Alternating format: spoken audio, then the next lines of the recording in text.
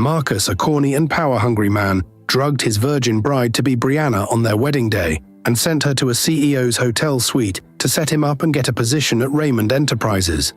What is the fate of Brianna? What happens in this captivating story of betrayal, love, and second chance? Let's find out. If you are just tuning in for the first time, please subscribe to our channel and give this video a thumbs up. It means the world to us. It all started on the day of Marcus Hill's wedding. In a small apartment on the Lower East Side of New York City, Marcus stood in the hallway, pacing slowly with his phone pressed to his ear. He wasn't calling a florist or confirming a honeymoon. He was arranging a trade, a secret deal that would change everything. "Yes," he said into the phone, "a suite at Lexington Hotel, room 1718. Everything must be perfect, the wine, the music, and make sure the cameras stay on." On the other end of the line, a hotel staff member replied, "And the woman?" Marcus glanced toward the closed bedroom door where his new bride, Brianna, was getting ready. "She'll be there. Just make sure Jason Raymond is too, and make sure you slip the pills into his wine like I asked. He needs to lose control." He hung up, his expression cold. This wasn't love, it was ambition. Marcus didn't care about romance or vows, he cared about power.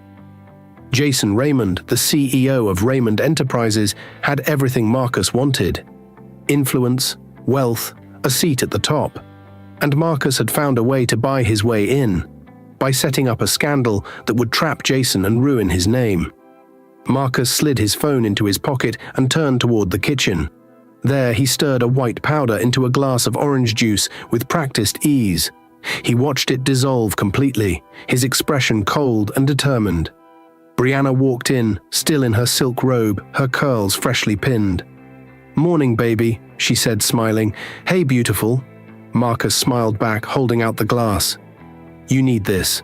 You haven't eaten, and I know how nervous you get on big days." She took it without hesitation. "Thanks." He kissed her forehead gently and watched as she drank every drop. "By the way," he said casually, "Jason Raymond is in town. He's hosting a banquet at the same hotel as the wedding. He asked to meet you." "Jason Raymond?" she asked, startled. "The CEO?" "Yeah. He said he's starting a charity initiative and wants a fresh face to help represent the brand. I told him you'd be perfect." "But why me?" Marcus leaned in, his voice calm and persuasive. "Baby, this could open real doors for us. He respects women like you. You go there, make a good impression, and maybe we finally get a seat at the big table. Trust me, this is important for our future." Feeling a bit lightheaded, Brianna nodded slowly.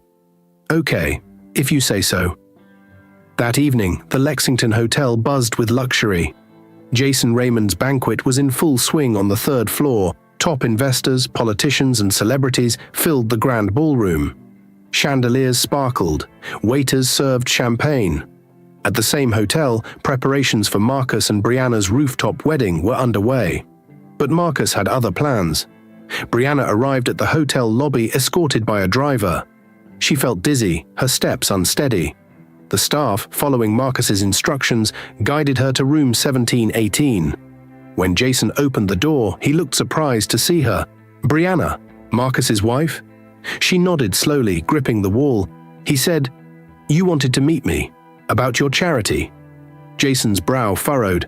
"I never—" He paused, noticing how pale she looked. "Are you okay?" "I feel dizzy." Jason stepped forward and caught her before she collapsed. He helped her onto the couch and gave her some water. Minutes passed. She laid back, trying to keep her eyes open.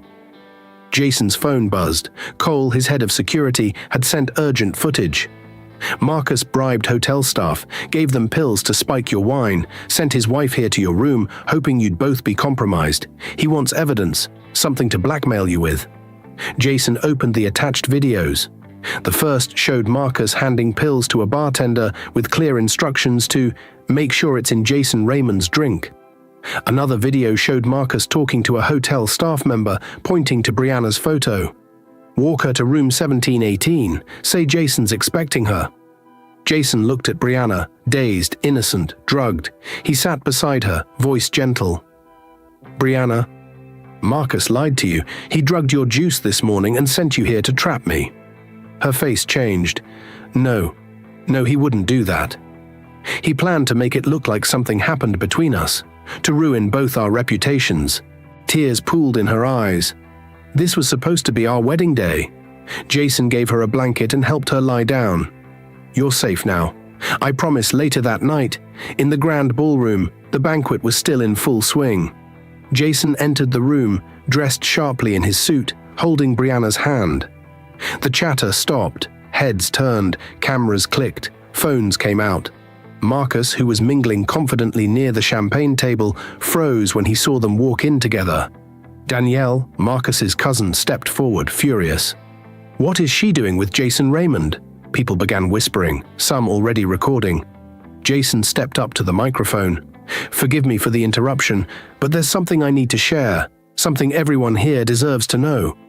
He tapped his phone and played the video footage on the large projector screen at the front of the ballroom.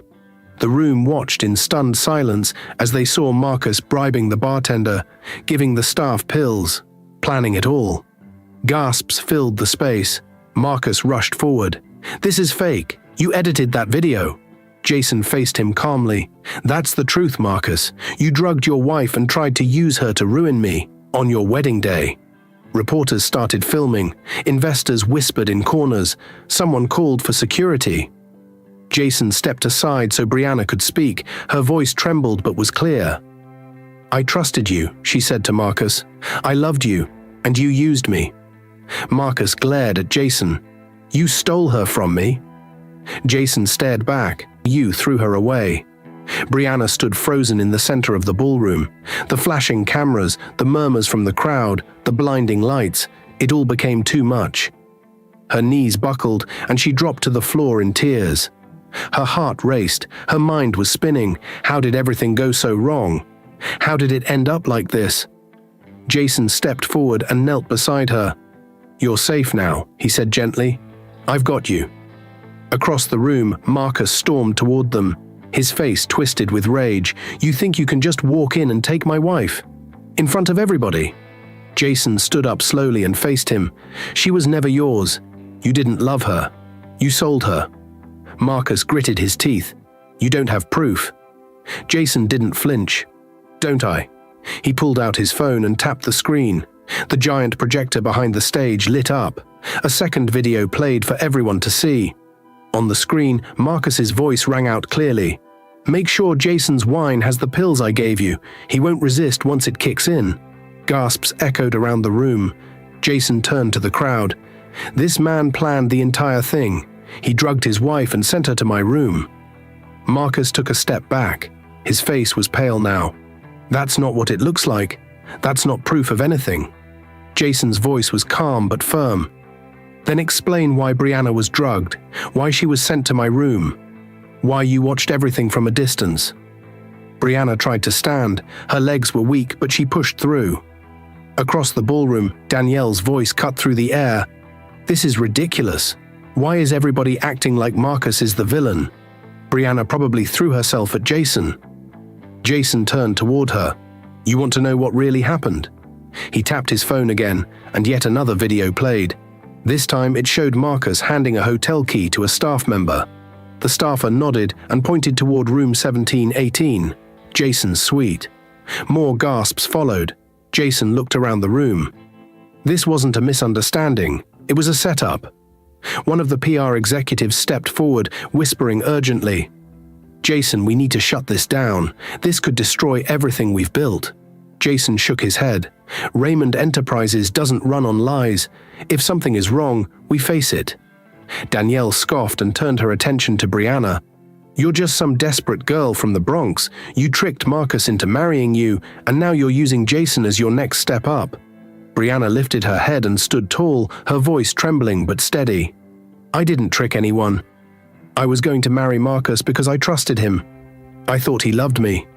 I was wrong. The room fell silent. All eyes turned to her. Jason moved closer, placing a gentle hand on her shoulder. She didn't come to my room by choice. She was set up. Right then, hotel security entered with a staff member in uniform.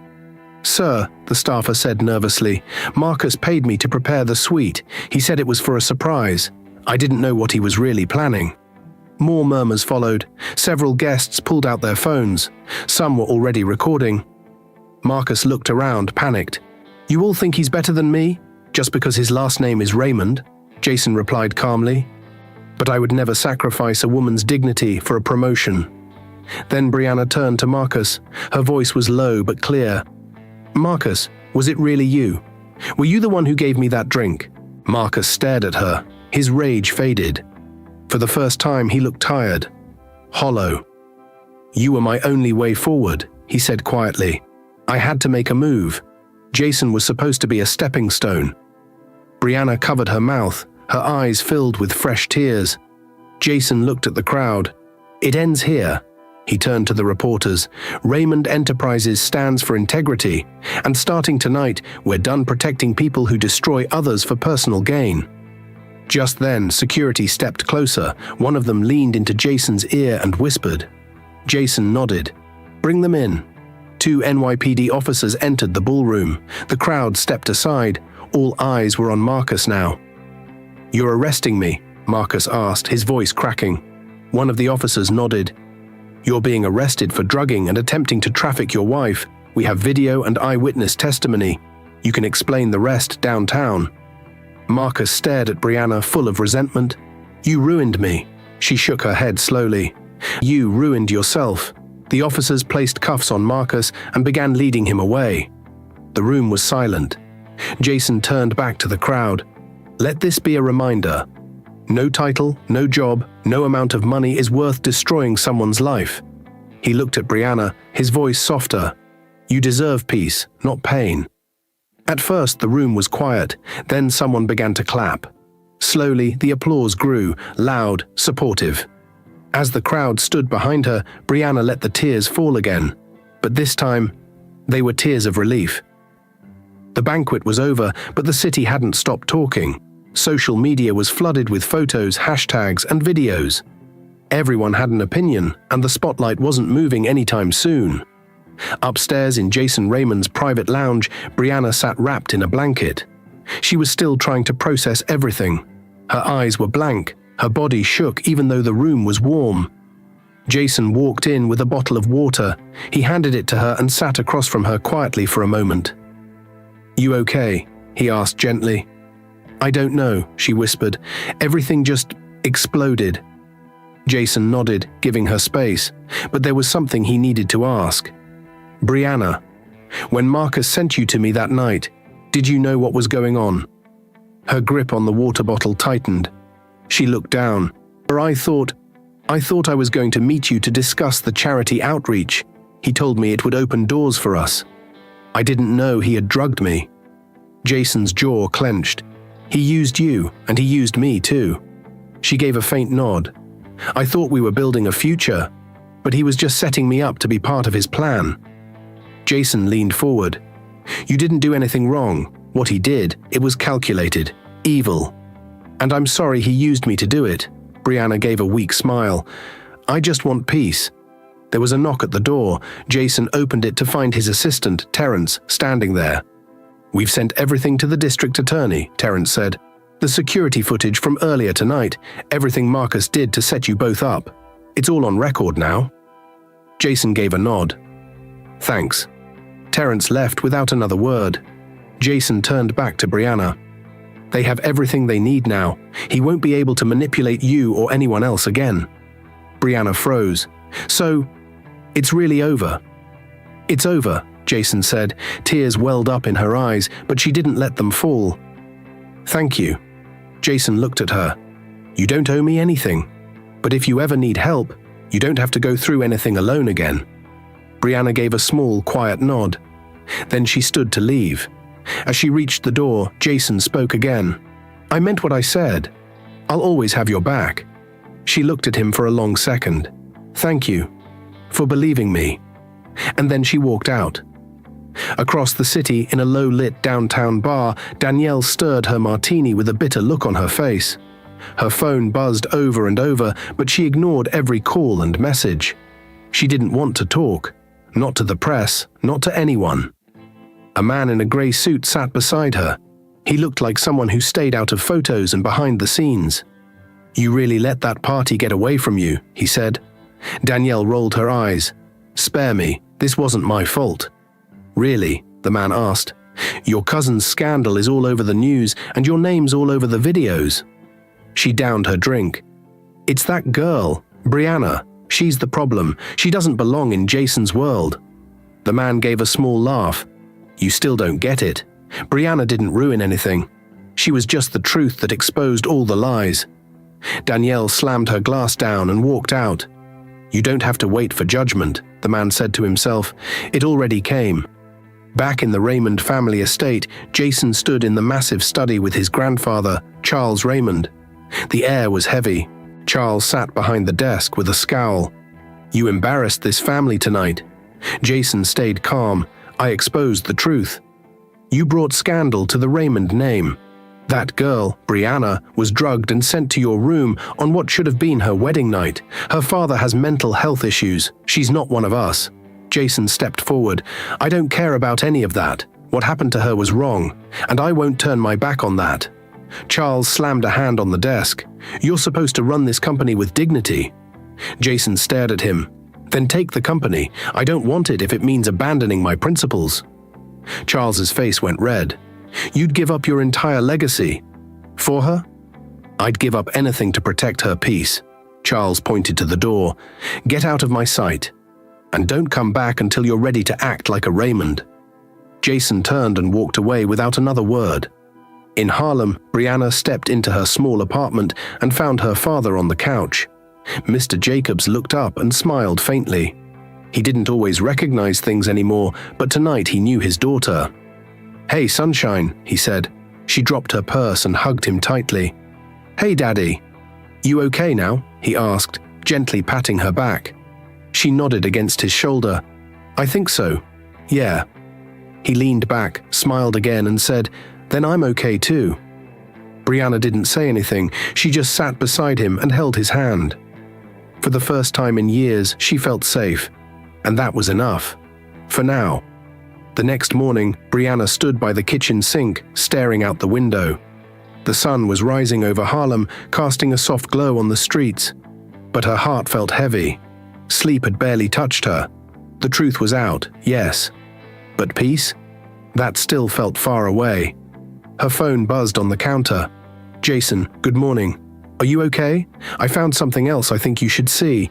Can we meet?" She stared at the message, then typed back, "Where?" "Jason, room 302. Raymond Residences." Across town in a Tribeca high-rise, Marcus stormed through his apartment like a caged animal. Released on bail, but completely ruined. His phone had gone silent. No more calls, no more respect, just headlines, shame, and silence. Then the front door opened. Danielle stepped inside, exhausted. "Why are you here?" Marcus barked. She dropped her bag on the couch. "Because I need to understand how you thought this would end. You really drugged your fiancée and sent her to Jason." "It wasn't supposed to fall apart," Marcus growled. "I did everything to become president. She was just collateral." Danielle crossed her arms. "You used her. You used me. You even tried to use Jason." He stepped forward, eyes dark. "Don't act like you're clean. You helped me set that hotel room up." Her jaw tightened. "I didn't know you drugged her. That wasn't part of the plan." Marcus laughed bitterly. "You knew enough. You just didn't care." Danielle's voice cracked. "She trusted you. She was your fiancée." "And she still is," Marcus said. "We're not over yet. She's still mine." She backed away. "You're sick." He stared at her coldly. "She's still mine. And once I take Jason down, she'll have nowhere else to go." Danielle grabbed her bag and stormed to the door. "You're going to jail." Marcus smirked. "We'll see. I'm not going alone." Brianna stood outside room 302. Her hand trembled as she knocked. Jason opened the door. "Come in," he said softly. The suite was calm. On the table sat a laptop and a sealed manila envelope. Jason motioned to the seat. "There's something you should see." She sat slowly. He opened the folder and pulled out a printed document. "My team found more on Marcus. Emails, bank records, even recent plans showing he was trying to set you up again. He booked another hotel room under your name, forged your identity, and sent lingerie to the room to make it appear like you were involved in something scandalous. Brianna felt her stomach twist. Why would he do that?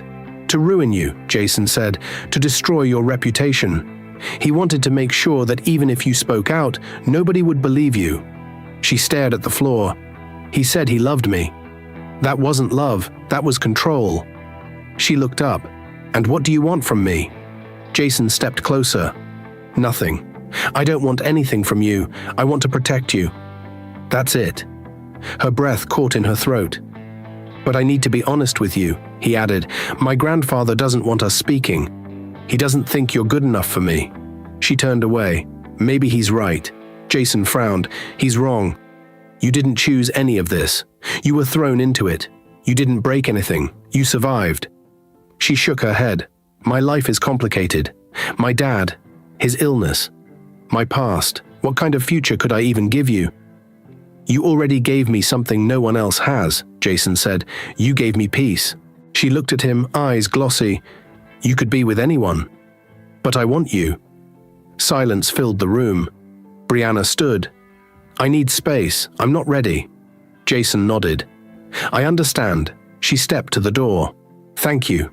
For everything. And she left. That night, Jason sat alone in his penthouse, lights off, mind racing. He had spoken up. He had protected her. He had walked away from everything for her. But she was still gone. Then the door burst open. Charles Raymond stormed in, eyes blazing. You think you can disgrace this family and just walk away? Jason stood. I told the truth. That's not disgrace. You humiliated us. You threw away your position for some broken girl. I did it for peace, for dignity, for love. She doesn't belong in our world, Charles shouted. Jason stared back. Then I don't want your world. Charles turned red. You're weak. No, Jason said. I'm free. Charles turned and stormed out. Jason walked to the window. The city lights stretched far into the horizon. Somewhere out there, Brianna was healing, and he wasn't going to let anything touch her peace again. 2 days later, Brianna stood outside a modest cafe in Brooklyn, sipping tea and watching the rain tap softly on the glass. Her father sat across from her, gently humming to himself, unaware of the world around them. It had been a quiet morning until her phone rang. Unknown number. She answered cautiously. Brianna, came Marcus's voice, calm and cold.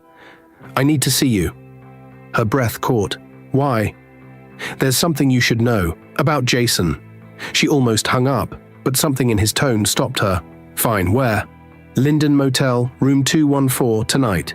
She ended the call and dropped the phone on the table. Her dad looked at her and smiled. You okay, sunshine? She forced a smile. Yeah, Daddy, I'm okay. But she wasn't. Later that evening, Brianna stood outside room 214. Her heart beat faster with every step. She knocked once. The door creaked open. Marcus stood inside, half-dressed, pacing. He looked thinner, stressed and angry. Come in, he said. She stepped inside cautiously. What do you want? I want to talk. Alone. I don't have anything to say to you. He pointed to the chair. Sit, just for a minute. Brianna remained standing. Say what you have to say. Marcus looked at her, eyes tired. You think I'm the only bad guy in this story? You really believe Jason is some kind of saint? She frowned. Jason never lied to me. He never hurt me. Marcus stepped closer. You don't know everything. Jason isn't innocent. He used this whole scandal to look like a hero, but he was part of the same world I was trying to survive in. He's not clean, Brianna. None of us are. You're just trying to shift the blame, she said. You drugged me and sent me to his room. Yes, I did, Marcus snapped, because I was desperate. Do you know what it's like to be overlooked, stepped on, while someone like Jason has everything handed to him? I did what I had to do. You used me, she whispered, and you're still trying to justify it. I loved you, he said. I wanted a future for us. But Jason, he took that from me. Brianna's voice shook. Jason didn't take anything. You gave me away.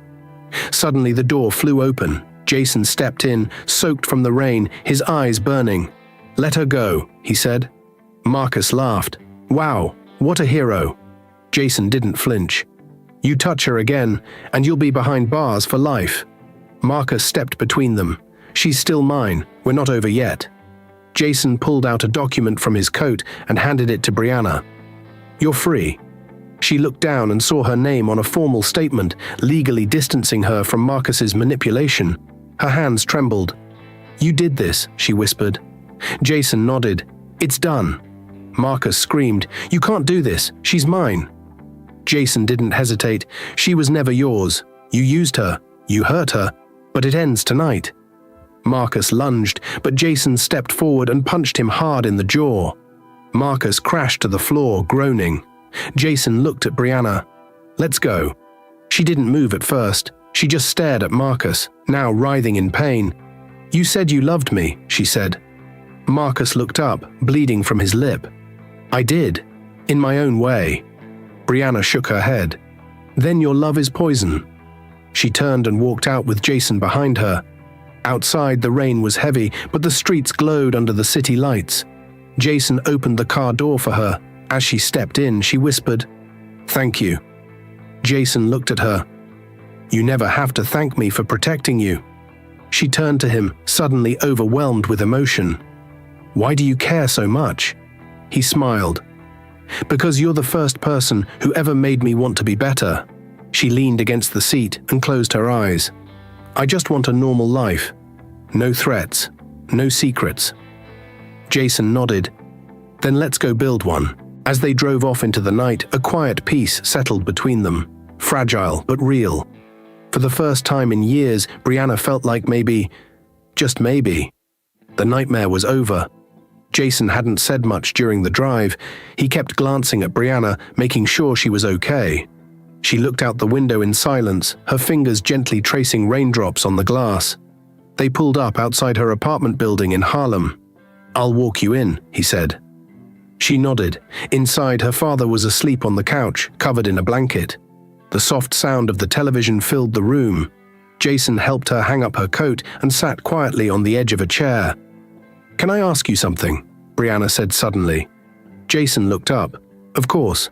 Why didn't you hate me back then? The night you found me in your hotel room, after everything Marcus did, why didn't you just walk away and let me suffer? Jason leaned forward. Because I saw the look in your eyes. You were scared, confused, drugged, and you were alone. I couldn't turn away. Brianna blinked back tears. I didn't even remember your face clearly. I just remembered feeling safe for a moment. Jason smiled softly. I felt the urge to help you and expose the fraud of a man Marcus was. You didn't deserve all he did to you. I'm not perfect. I have my flaws.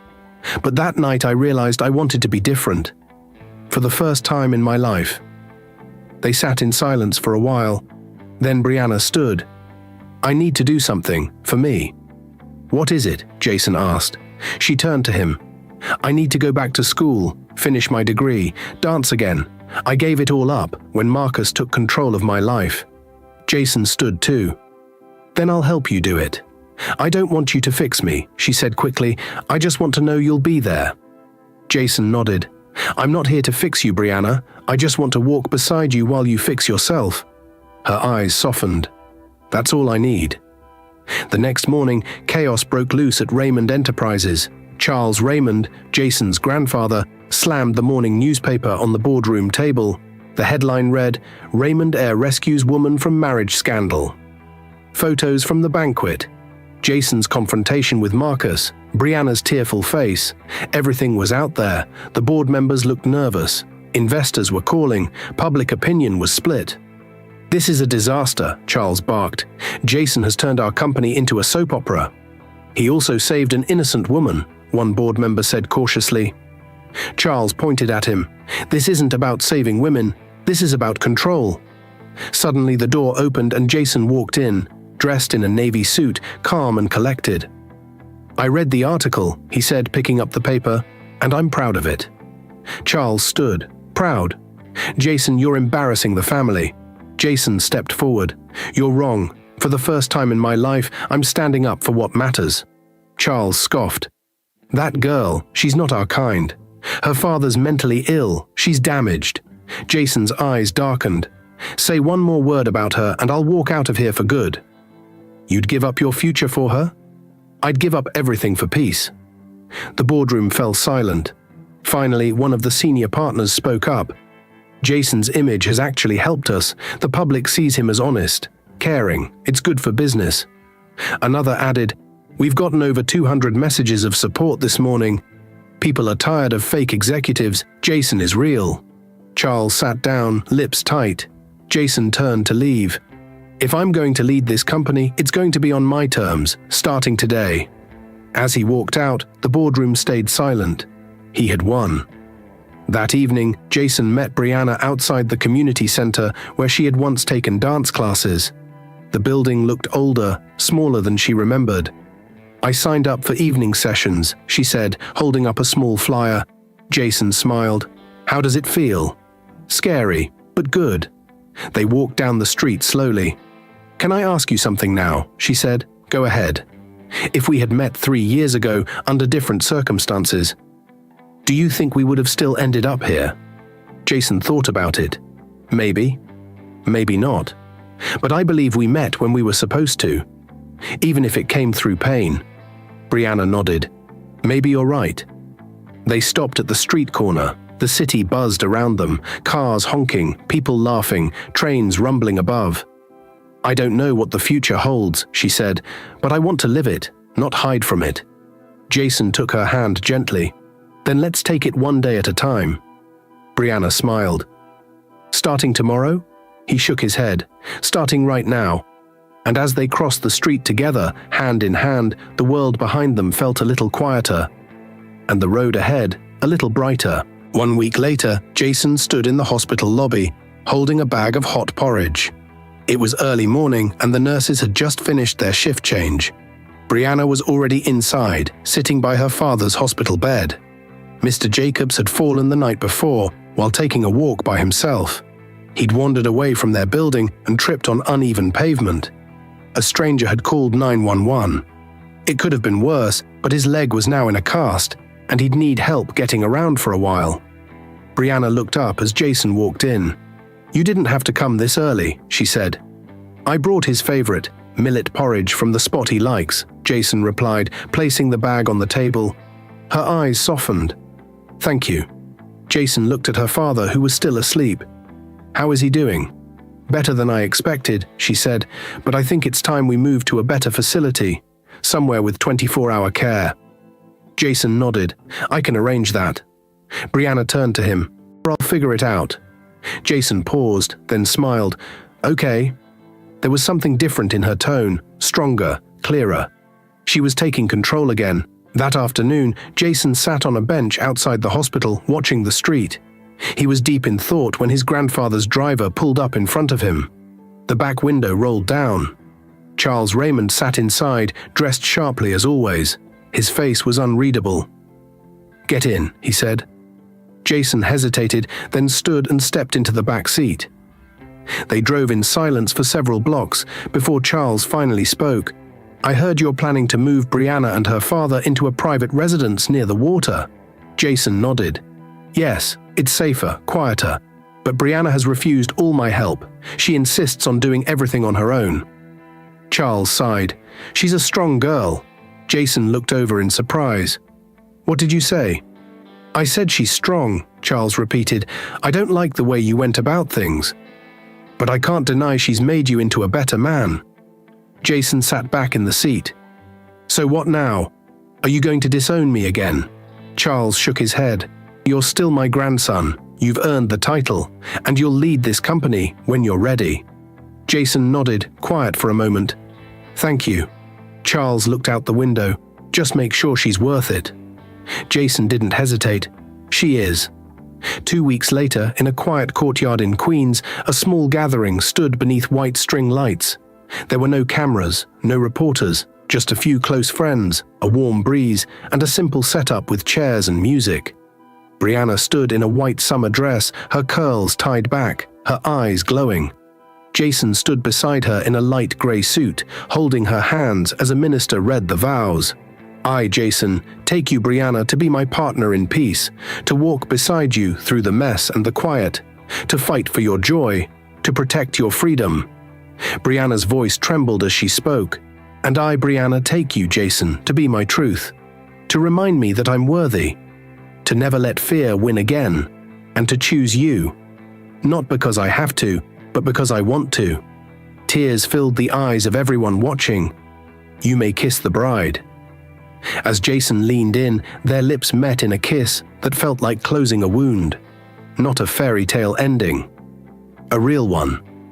That evening, Brianna walked barefoot along the water, holding her sandals in one hand. Jason followed behind her, smiling. "You're quiet," he said. "I'm just happy." Jason caught up to her. "You've come a long way. So have you." They stood side by side, the breeze soft and the sky turning pink with sunset. "I still have scars," Brianna whispered. Jason nodded. "So do I. But they don't define us." "No," Jason said. "They show we survived." She turned to him, eyes shining. "Do you think we'll be okay?" Jason didn't look away. "I know we will." They leaned into each other, forehead to forehead, heart to heart. And in that moment, surrounded by the calm of the evening, the distant city lights, and the quiet rhythm of water against shore, they began again.